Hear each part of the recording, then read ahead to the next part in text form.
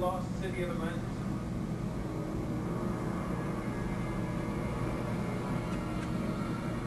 For the first time, we've linked the archaeological record with the latest research in both geology and history to answer the question, was Atlantis real?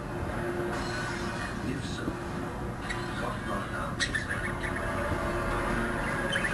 It turns out the truth is more amazing than fiction.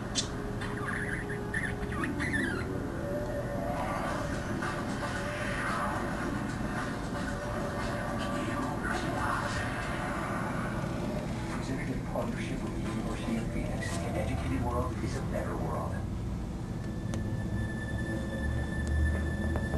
3,500 years ago, the Greek islands in the Mediterranean were home to a dynamic and sophisticated